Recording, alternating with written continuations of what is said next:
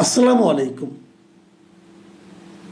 প্রিয় দর্শক, আমার কেন যেন মনে হচ্ছে যে বাংলাদেশের রাজনীতিতে বিএনপি সম্ভবত এই মুহূর্তে খুব প্রচলিত একটা কথ্য একটা আপনার বাগধারা আছে না, মাইনকা চিপা, সেই মাইনকা চিপায় পড়ে গেছে। বিএনপি একটা বড় রাজনৈতিক দল এবং এই বড় রাজনৈতিক দলে অনেক বড় বড় নেতা আছেন এবং এই নেতারা সবাই মেধাবী, বুদ্ধিমান, তাদের অভিজ্ঞতা অনেক বেশি অন্য যে কোনো দলের চেয়ে রাষ্ট্র পরিচালনার ক্ষেত্রে। সেরকম একটা দল এরকম বেকায়দায় পড়বে এটা হয়তো অনেকে ভাবতেও পারেননি। কেন পড়েছে সেটা আমার একটা বিশ্লেষণ আমি আগেও করেছি, আজকে আবারও বলবো। বেশি ছাড় দেওয়ার মানসিকতার জন্য তারা এই মাইনকে চিপায় পড়ে গেছে। আপনি কতটুকু ছাড় দিবেন, কতটুকু ছাড় দিতে পারবেন, এটা আপনাকে মাথায় রাখতে হবে। এবং তারও চেয়ে বড় কথা, আপনার প্রত্যেকটা কাজ আপনার নেতা, কর্মী, সমর্থক এবং ভোটার যারা আছে সবার কাছে ট্রান্সপারেন্ট হতে হবে। এই যে ট্রান্সপারেন্ট না থাকা, তার ফল এখন বিএনপি দিচ্ছে। ব্যাপারটা আপনাকে একটু ক্লিয়ার করি কি হচ্ছে। এখন দেশে একটা আওয়াজ তোলা হচ্ছে। সে আওয়াজটা হলো এই যে বহুল চর্চিত, বহুল আলোচিত জুলাই সনদ, মানে সংস্কার প্রক্রিয়া। বিএনপি নাকি এই সংস্কার প্রক্রিয়া চায় না, বিএনপি নাকি সংস্কার চায় না। এখন এই কথাটা বলা হচ্ছে কেন? বলা হচ্ছে এই কারণে যে মঙ্গলবার দিন জাতীয় ঐকমত্য কমিশন যেটা গঠিত হয়েছিল, যেটা নিয়ে আমি বহু সমালোচনা করেছি, আমি বলেছি এটা যোগ্য লোকের হাতে পড়েনি এবং পরে যে নি, মানে যোগ্য লোক তো দূরের কথা, এখন আমার কাছে মনে হচ্ছে এটা যে দুষ্ট লোকের হাতে পড়েছিল সেটা সর্বশেষ প্রমাণ হয়েছে গত মঙ্গলবার দিন, যেদিন তারা সেটা কিভাবে বাস্তবায়ন করা হবে তার সুপারিশ এই দিন তারা প্রধান উপদেষ্টার কাছে জমা দিয়েছে। এই সুপারিশটা দেখার পরই বিএনপি কিন্তু বলেছে যে তারা এটাকে মেনে নিতে পারছে না এবং তারা এটাও বলেছে যে এটার মাধ্যমে জাতির সঙ্গে আসলে এক ধরনের প্রতারণা করা হয়েছে। দেখুন, আমি আপনাদেরকে ছোট করে বলি জিনিসটা। জুলাই জাতীয় সনদকে আসলে দুই ভাগে ভাগ করা যায়। একটা ভাগ হলো যে জুলাই সনদটা প্রণয়ন, মানে জুলাই সনদের মধ্যে কি থাকবে, সনদ মানে কি, যে আগামীতে রাষ্ট্র কিভাবে চলবে, সংবিধানের কি চেহারা হবে, আমাদের সরকার কিভাবে চলবে, এইগুলো নিয়ে কিছু প্রস্তাবনা, সিদ্ধান্ত, এগুলো। এটা হলো জুলাই সনদ, যেটা নাকি কিছুদিন আগে জাতীয় সংসদের সামনে সবাই মিলে স্বাক্ষর করেছে। সেই স্বাক্ষর কিন্তু বিএনপিও করেছে।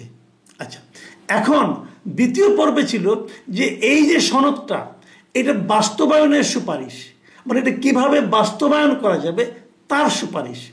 এবং সেই সুপারিশটা, দ্বিতীয় পর্বের এই কাজটা গত মঙ্গলবার দিন জমা দেওয়া হয়েছে এবং এটা দেখার পরে বিএনপি তারা খুব দুঃখিত হয়েছে, উত্তেজিত হয়েছে এবং তাদের মতামত প্রকাশ করেছে যে তাদের সঙ্গে প্রতারণা করা হয়েছে, জাতির সঙ্গে প্রতারণা করা হয়েছে।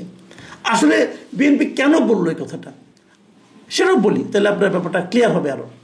বিষয়টা হলো অনেকগুলি প্রস্তাব ছিল, 84টার মতো প্রস্তাব ছিল। কিছু কিছু প্রস্তাব হয়তো রাষ্ট্রপতি এখনই অধ্যাদেশের মাধ্যমে করতে পারেন, আর কিছু কিছু প্রস্তাব যেটাকে সংবিধান পরিবর্তন করতে হবে। এবং সংবিধান যদি আপনি চেঞ্জ করতে চান তাহলে জাতীয় সংসদ লাগবে, তাহলে আপনি কীভাবে করবেন? তো এদের প্রস্তাব হলো আমরা সেগুলো প্রস্তাব আকারে দেব, তারপরে সেটা জাতীয় সংসদ যখন হবে তারা এটা হুবহু বাস্তবায়ন করে দেবে। এই হলো জুলাই সনদ প্রণয়নকারীদের এবং এটা সুপারিশ আলিডিয়াসদের, জাতীয় ঐক্যমত্য কমিশন, তাদের প্রস্তাব। মানে তারা ঠিক করে দেবে দেশ কীভাবে চলবে এবং সেভাবে এটাকে পাশ করতে হবে। ঠিক আছে, এটা হোক। প্রশ্নটা হলো যে এটা যে আপনারা করবেন সেটা আপনি একটা গণভোটে দেবেন আগে, তার আগে একটা গণভোট দিতে চেয়েছে। গণভোট নিয়ে অনেক আলোচনা হয়েছে। বিএনপি বলেছে গণভোট নির্বাচনের দিন হওয়া উচিত এবং অন্য অন্য পার্টি, বিশেষ করে আপনার জামাতে ইসলামী, ইসলামী আন্দোলন, তারা বলছেন এটাকে আগে করতে হবে, ডিসেম্বরের মধ্যে করতে হবে। গণভোট করে তারপর তার আলোকে জাতীয় সংসদ নির্বাচন হবে। জাতীয় সংসদ নির্বাচনের আগে এই যে গণভোট হওয়াটা, এটা কেন, সেটা অন্য একটা রাজনৈতিক মতলব আছে, সেটা আমি আরেকদিন বলবো আপনাদেরকে। আজকে আমি এই পয়েন্টে থাকি। তো এখন গণভোট যখন আপনি দিবেন তখন আপনি কি লিখবেন, আপনি জনগণের সামনে কি উপস্থাপন করবেন? এই যে সুপারিশটা, যেটা বাস্তবায়নের যে সুপারিশপত্র যেটা জমা দেওয়া হয়েছে গত মঙ্গলবারে, এখানে বিএনপির বক্তব্যটা আপত্তিটা হলো কোথায় সেটা বলি। বিএনপির আপত্তিটা হলো যখন সনদটা প্রণীত হয় সবাই মিলে একটা একটা করে প্রস্তাব আনে, সেটা পক্ষে বলে কেউ বিপক্ষে বলে, কেউ কেউ বলে যে না এটার ব্যাপারে আমার নোট অফ ডিসেন্ট আছে, মানে আমার আপত্তি আছে, আমি অনেকটা মানি আবার অনেকটা মানি না, আপত্তি আছে, তখন তারা সেটা নোট অফ ডিসেন্ট সহই রেখে দিয়েছে। ওকে ঠিক আছে, এটা এভাবে থাকলো, সংসদে যে এটা সমাধান হবে। কিন্তু যখন তারা সুপারিশ হিসেবে আনতেছে তখন সেখানে নোট অফ ডিসেন্টের ব্যাপারটা আর তারা উল্লেখই করে নাই। প্রবলেমটা হলো এখানে। বিএনপি বলল যে আমি বলেছিলাম, যেমন আমি এক্সাম্পল দিয়ে বলি, যেমন উচ্চ কক্ষ একটা হবে, উচ্চ কক্ষে যারা সদস্য হবেন তারা কি পিআর পদ্ধতির মাধ্যমে হবে প্রাপ্ত ভোটের উপর, নাকি সংসদ সদস্য যতগুলো নির্বাচন হয়েছে তার আনুপাতিক হবে? বিএনপি বলেছিল এটা পিআর পদ্ধতি আমরা চাই না। তো এখানে বিএনপি কিন্তু পিআর পদ্ধতির ব্যাপারে একটা নোট অফ ডিসেন্ট দিয়েছে, কিন্তু যখন এটা এখানে আসছে তখন কিন্তু এই কথাটার উল্লেখ করা হয় নাই। এখন বিএনপির বক্তব্যটা হলো যখন আপনি এটা গণভোটে দেবেন তখন আমি যে এটাতে আপত্তি করেছিলাম এই জিনিসটা তো জনগণ জানবে না, তো জনগণ এটাতে হ্যাঁ বলবে কি না বলবে, যারা তো বুঝতেই পারলো না এখানে আমি কি চেয়েছি। এই জায়গাটাতে বিএনপির আপত্তি, যে আমি যে যে জায়গায় নোট অফ ডিসেন্ট দিয়েছি সেগুলো আপনারা উল্লেখ করছেন না কেন? এটা তো এক ধরনের প্রতারণাই বটে।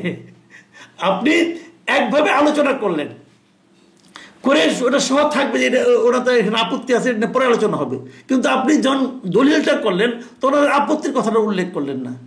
তাহলে এটা প্রতারণা নয় কি? স্ট্রেট প্রতারণা। কে করেছে? এই আলী রিয়াজ গং। যে আলী রিয়াজ গঙের নিয়ত নিয়ে আমি শুরুর থেকেই সন্দেহ করেছিলাম।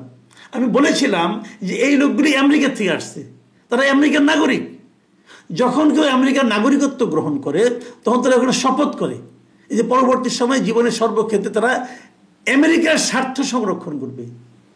আর আমি যদি বলি ওনারা এই কাজটা করতেই আসছেন আমেরিকার স্বার্থ সংরক্ষণ করার জন্য, আমি যদি এটা বলি আপনি আমাকে কিভাবে খণ্ডন করবেন ভাই? তাদের মূল লক্ষ্যটাই ছিল এটা আওলা বাজানো, এবং সেই আওলাটা অলরেডি বেঁধে গেছে। এখন বিএনপি কীভাবে মাইনকে চিপে পড়লো সেটা বলছি। এখন জামাত কি করতেছে দেখেন, জামাতের বক্তব্যগুলি কিন্তু আমার কাছে খুব ইন্টেনশনালি মনে হচ্ছে যে একটা প্রভোকেটিং বক্তব্য, তারা একটা খোঁচা মারতেছে। তারা বলতেছে জিনিসটা যে বিএনপি নাকি হঠাৎ, যেমন জামাতের যে নায়েবে আমির, মানে নায়েবে আমির মানে এটা তো অনেকে জানে, নায়েবে আমির মানে ওদের ভাইস প্রেসিডেন্ট আর কি, হ্যাঁ, মিস্টার আবদুল্লাহ মোহাম্মদ তাহের, তিনি কি বলেছেন যে ঐকমত্য কমিশনের মাধ্যমে একমত হয়ে আমরা সবাই জুলাই সনদে স্বাক্ষর করেছি, সব কিছু পর্যালোচনা শেষে সবাই একমত হয়েছি একটি সাংবিধানিক আদেশের মাধ্যমে জুলাই সনদকে গ্রহণ করা হবে এবং এটার উপর একটা গণভোট হবে। বুঝলেন? তা বলতেছে কিন্তু হঠাৎ করেই বিএনপি পাল্টি নিয়েছে। তারা এতদিন ধরে জাতীয় ঐকমত্য কমিশনে থেকে জুলাই সনদে স্বাক্ষরের পর এখন বলছে আমরা এটাকে মানি না। আসলে কি বিএনপি তাই বলছে? তা তো বলেনি। বিএনপি বলছে আমরা যেভাবে স্বাক্ষর করেছি সেভাবে তো সুপারিশটা আসতেছে না। এখন যে আপনি সুপারিশের দলিলটা নিয়ে আসছেন এটা তো ওর সঙ্গে মিলে না। এখানে দেখেন বিএনপি কি বলেছে এটা বলার চান্স পাচ্ছে না। এখন সবাই হুজুক তুলছে বিএনপি পাল্টে পারছে। আবদুল্লাহ মোহাম্মদ তাহের আরো বলছেন যে বিএনপি যদি সংস্কার না মানে তাহলে এই প্রক্রিয়া শুরুর আগে তারা বলতে পারতো। মানে সংস্কার যে বিএনপি মানে না এটা কি বিএনপি কোথাও বলেছে? বলেনি। পুরো জিনিসটাই হলো একটা, মানে এটাকে কি বলবো আপনাকে, আপনি একটা উদাহরণ দিয়ে বলি। ওই যে দুই গ্রামের দুই ছেলেকে পাঠাচ্ছিল শিক্ষিত করার জন্য, একজন তো ওখানে যে মানে উল্টাপাল্টা কাজ করে সময় কাটাচ্ছে, একজন লেখাপড়া করে আসছে। এখন যে উল্টাপাল্টা কাজ করে সে ওকে বলতেছে যে দুই গ্রামে বসছে মুখোমুখি যে কার বাচ্চা কতটা শিক্ষিত হইলো। এখন ওই বলতেছে আমি একটা প্রশ্ন করি দেখি উত্তর দিতে পারি কিনা। কি প্রশ্ন করবা? বলছে বলো আই ডোন্ট নো অর্থ কি। তো ওটা বলতেছে আমি জানি না। আর অমনি তার লোক সব হয়ে করতেছে একে দেখো জানে না বলে তারা জিতে চলে গেল। এখন আসলে কি তারা জিতলো? বিষয়টা কিন্তু এরকম। বিএনপি বলেছে তোমরা যে সর্বশেষ বাস্তবায়নে যে সুপারিশটা করেছো সেই সুপারিশে আমাদের যে আপত্তির বিষয়গুলো সেগুলো উল্লেখ করো নেই কেন? এই হলো গিয়ে এখন সমস্যা। বিএনপি যদি বলে এটা আমরা মানি না তাহলে বলবে তুমি সংস্কার মানো না। আর বিএনপি তো সংস্কার মানে না তা বলে নাই। বিএনপি বলেছে যে এই সংস্কারের সুপারিশটা আমার পছন্দ হয় নাই, সুপারিশটা আপনারা অসম্পূর্ণ রেখেছেন, মানুষের মধ্যে বিভ্রান্তি তৈরি হতে পারে, এই কথাটা বলেছে। খুব সিম্পল। কিন্তু তার মানে এটা শুরু থেকেই একটা